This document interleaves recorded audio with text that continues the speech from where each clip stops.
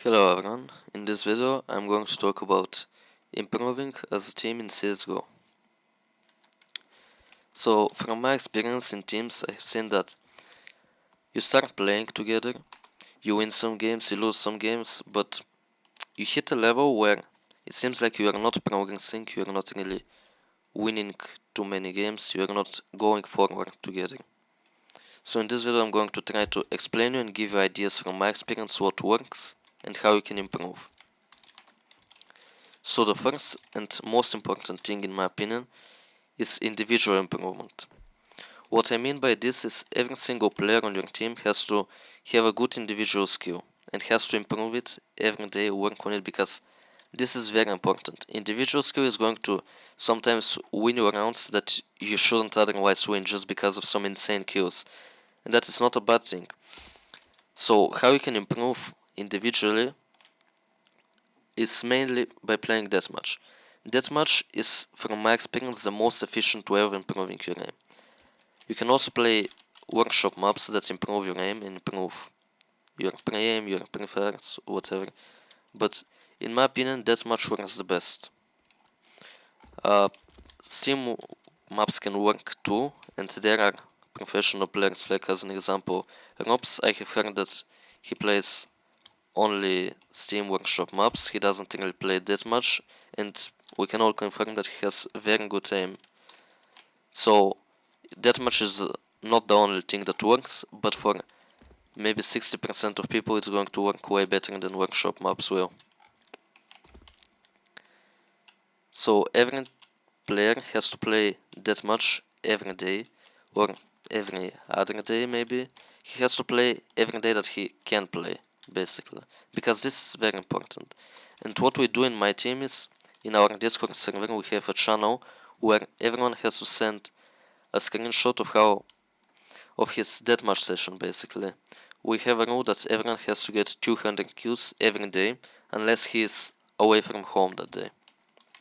Or maybe he can have 1 or 2 rest days per week. The next thing that is very important in my opinion is the IGO of the team and him improving himself and improving the strat book of the team.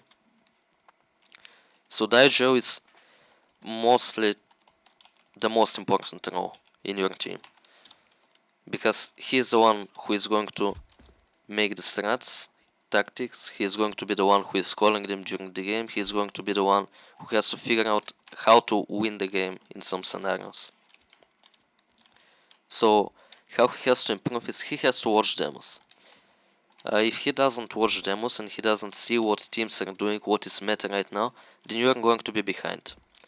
If your default, let's say, on Inferno is not that good, he has to watch a few demos of how some teams play defaults, see what defaults work, and try to implement them and kind of teach them to the players and explain why they work.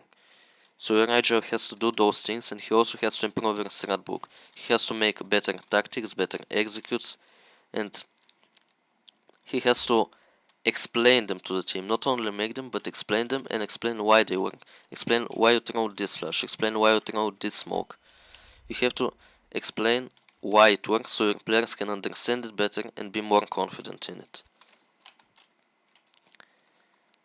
Another very important thing is dry running stuff. Dry running your executes, your tactics, your defaults. So what dry running is you go on an empty server, like I am right now, with your whole team. And you're all in your spots when an execute should come. And let's say you have a short execute. So in this short execute, one person has to throw the smoke and throw 2 flashes like this, let's say. So what you're going to do in the dry run is everyone is going to get in his positions. So this player is there, your ups player is where he needs to be, let's say he needs to be here. And you say, go. So every player now needs to do what he will do in a real game and pretend that he is in the real game and there are enemies in the server. So you're going to clear out all the angles as you would in a real game. You would pre-aim everything carefully and then throw your utility on the timing that you shoot. The reason you do this is to not make some simple mistakes and to see what mistakes are potentially going to be made, see the pattern of your teammates, and see the utility timings.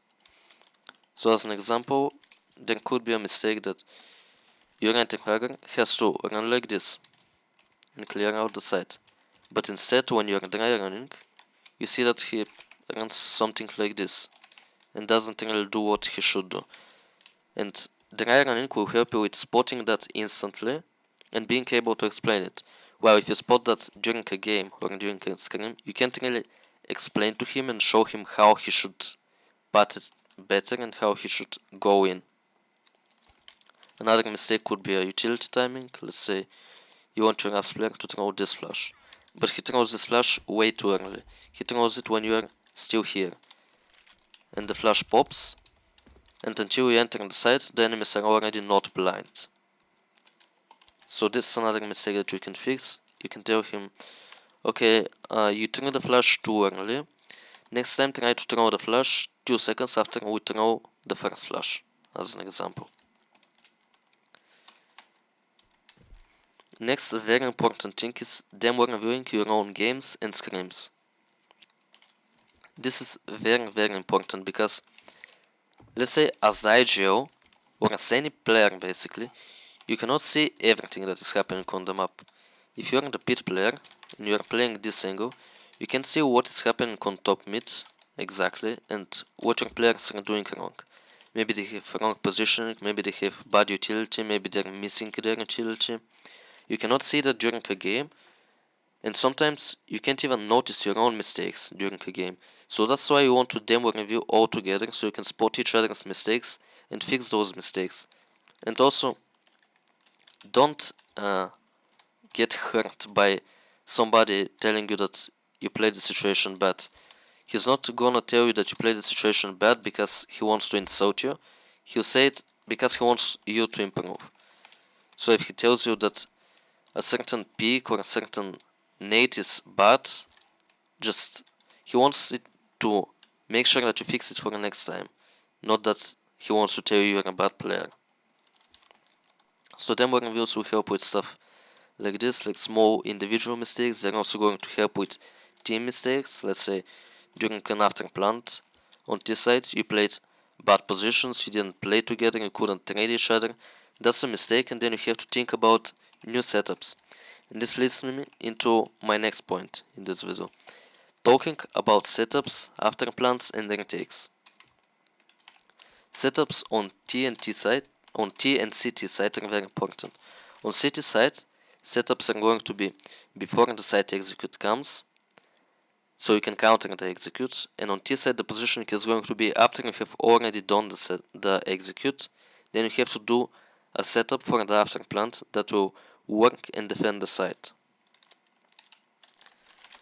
So on CT side, let's say you notice that during demo review, maybe you notice that your players are not really playing together so much.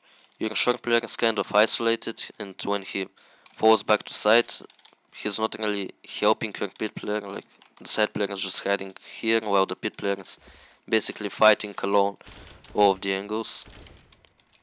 And that is not good, because you have two players who are very close to each other, but they're playing by themselves, which is pointless. You have to have the two players playing together. And if they are not playing together, it has to be some kind of a bait setup. As an example, this is a good setup. You have one player in pit who takes the contact and maybe throws utility, throws a smoke here, and then he just hides. So everyone is going to be focused on him, everyone is going to pick out priming him, and you have a player on balcony. A player is running out of hubs, priming pit. You kill him. A player is running up short, priming pit or side. You kill him as well. Then you drop down. Then your pit player can take the next contact because they're going to be focused on the balcony. Pit player picks, kills short, and then hides again to survive, because you already have a huge man advantage at this point. And your opener also gets included. He kills someone there, he keeps holding long, and the rotations come in. You get kills and you win time. Another way that a setup can work really well is with a crossfire. Let's say you have a player here and then a player here. This is a great crossfire. You are shooting at the same person in the same time. So one person runs out here, this player is shooting him and this player is shooting him. He cannot shoot both of you, and he can't even get to one kill most of the time. Because when you have two people shooting at you, you're getting killed in half a second. You have no time to react. So this way, crossfires are very strong. They're unbreakable unless your enemy has a perfect flash that flashes both positions in the same time. And in a setup like this, if one position gets flashed, he can hide until he gets unblind and then peek out. And it happens a bit like the bait setup now, because they're getting killed by mini pits, so they'll focus on that, and the side player peeks and gets easy kills. So about the T-side setups, they're very important. Because if you have great executes and you're going into sides, but then you have a bad after plant, you are losing the round despite of playing the execute amazingly. So here in Inferno I can give you some examples for strong positions, but how you can find strong positions is basically by watching demos or by experimenting by yourself and seeing what works for you. So one of the strongest positions is this. You can hold ups towards an angle which will most likely not pre-aim you. You can hold short, and this guy again when peeking is most likely not going to pre-aim you. And the guy from long is most likely going to forget about this angle, because he has to clear a side. So that's why this is a very strong angle that you can play. And it can work really strong with a combination of also one player here in pit and one player here on side. And why this is very strong is this player in pit can pick everything. He can pick short, he can pick ups, and he can pick long. He can take an engagement anywhere he wants. And he also has some really strong utility. Like he can throw the spot flash towards short and get a free kill. And now this position comes in, the side position, because this player is holding long, but that's not the only thing he does. He also has very important information with sound on top mid. So he can tell you that a player is speaking short. If he tells you that a player is speaking short and you have a flash, you have a free kill. You flash, you kill the person, full blind, free kill. So that's why these two positions can work really strong. And you can also try to get into a crossfire with them. If one player is on the balcony, you can kind of pick him from here.